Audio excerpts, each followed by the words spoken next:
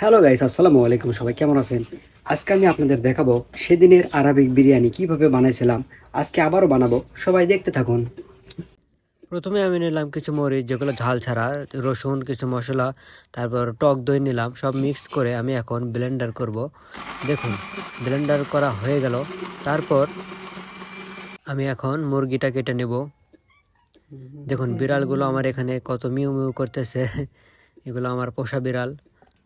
দেখুন, মুরগিগুলো কেটে নিলাম এবং সেই ব্লেন্ডার করা মশলাগুলো আমি ভিতরে ঢেলে দিলাম। ঠিক আছে, দেখতে থাকুন আমার ভিডিও। তারপর সেগুলো আমি এখন মিক্স করে নেব। মিক্স করার পর আমি এগুলো ফ্রিজে রাখবো আধা ঘন্টার জন্য। ফ্রিজে রাখতেছি, যে ফ্রিজে রাখলাম। এরপর আমি এদিকে আমি আমার প্রেশার কুকারে একটু তেল দিয়ে নিলাম। তেল দেওয়ার পর সেই একটু মরিচ আর রসুন দিলাম, দিয়ে একটু নেড়ে চেড়ে দিলাম। তারপর সেই মুরগিগুলো বের করে নিয়ে আসলাম এবং পিস পিস করাগুলো আমি আগে দিয়ে নিলাম। একটু কষিয়ে নিব মুরগিগুলো। কষিয়ে নেওয়ার পর মশলাগুলো আবারও দিয়ে দেব পরে। আগে একটু মুরগিগুলো কষিয়ে নেব। আপনারা দেখতে থাকুন আমার ভিডিও। কেমন হয় অবশ্যই শেষে কমেন্ট করে জানাবেন। ঠিক আছে, দেখতে থাকুন। দেখুন, মুরগিগুলো আমি একটু কষিয়ে নেব। এর মধ্যে আমি একটু টমেটো পেস্ট দিয়ে দেবো, যেন কালারটা ভালো আসে। একটু টমেটো পেস্ট দিয়ে আমি, দেখুন, মুরগির কালার চলে এসেছে একটু। আমি এগুলো সিদ্ধ করে নিয়েছি। এখন বাকি মশলাগুলো আমি দিয়ে দেবো। মশলাগুলো দিয়ে দিলাম। আমার ভিডিওতে ভুল হলে আপনারা একটু মাফ করে দেন, কেননা আমি রান্নার ভিডিও আগে করে নিই, বা রান্নার ভিডিওতে আমি ভয়েসও দিইনি এর আগে। যাই হোক, কেমন হচ্ছে অবশ্যই জানাবেন কিন্তু। ঠিক আছে, দেখুন কত সুন্দর করে রান্না করতেছে। এবার একটু লবণ দিয়ে দিলাম স্বাদ মতো। আর আমি কুয়েতিদের জন্য রান্না করতেছি, এরা লবণ ঝাল ঝাল খাই না, বুঝছেন। মশলা খুব কম খায়, তাই সব কিছু অল্প অল্প করে দিয়ে আমি রান্না করতেছি। দেখুন, মুরগিগুলো আমার এখন হালকা একটু পানি দিয়ে দিলাম এবং বন্ধ করে দিলাম প্রেসার কুকারটি। এখন চুলাটা কম করে দিব আর 30 মিনিট এটা রান্না করব। আর এদিকে আমি টমেটো নিলাম, এগুলো সিদ্ধ করতেছি। টমেটো দিয়ে আমি একটু দেখুন কি বানাই। গাইস, রান্না কিন্তু আমি বসাই দিয়েছি, অনেক সুন্দর রান্না হচ্ছে। দেখুন, এখানে আমি টমেটো দিয়েছি সিদ্ধ করতে, আর ওখানে আমি মুরগি বসাই দিয়েছি। ইনশাল্লাহ আমার সঙ্গে থাকুন, পুরো ভিডিও দেখতে থাকুন। তারপর দেখুন, টমেটোগুলো আমার সিদ্ধ হয়ে গেছে এবং আমি সেগুলোর ছোলা আমি ফেলে দেব এবং টমেটোগুলো আমি আবার ব্লেন্ডার করে নেব। এরপর আমি একটা পাতিলে সেই টমেটোগুলো জাল করব। এর ভিতরে আমি কিছু মশলা দিয়েছি এবং তেল দিয়েছি, জয়তুনের তেল, এবং একটু চিনি দিয়েছি 1 চামচ এবং লবণ দিয়েছি 1 চামচ। তারপর আবার দিলাম এর ভিতর টমেটো পেস্ট, কালারটা ভালো হওয়ার জন্য। তারপরে পাকাই নেব এভাবে। দেখুন কত সুন্দর একটা কালার চলে আসছে।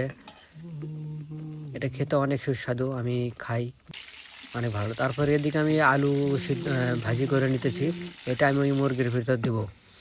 দেখুন কত সুন্দর হয়েছে এবং মুরগির রান্না আমার হয়ে গেছে। তার ভিতরে এগুলো দিয়ে দিলাম।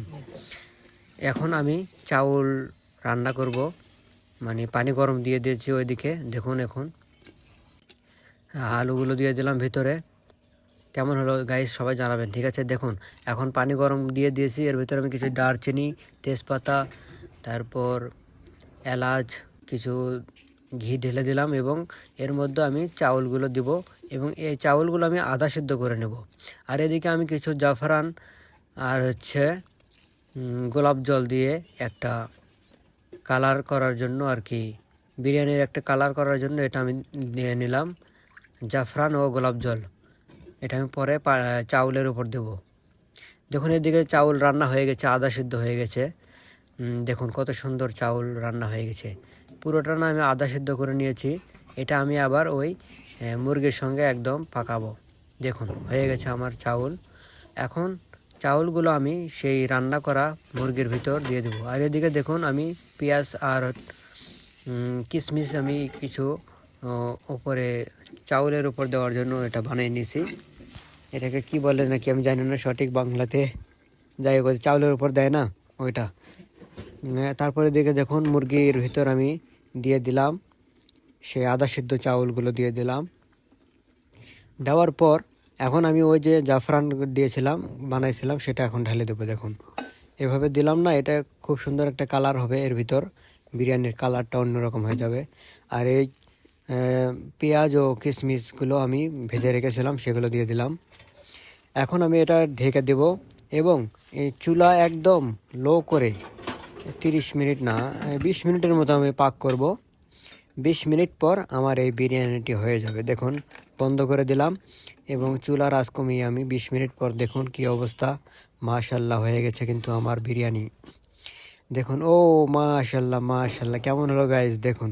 এই তো আমার টমেটোর সস এটাও বানিয়ে নিয়েছি। দেখুন বিরিয়ানির কালার, সবাই দেখুন মাশাল্লাহ কেমন হলো আমার রান্নাটা। দেখেন সবাই দেখুন, দেখছেন কেমন লাগলো আমার রান্নাটা? ভালো লাগলে অবশ্যই লাইক কমেন্ট শেয়ার করবেন।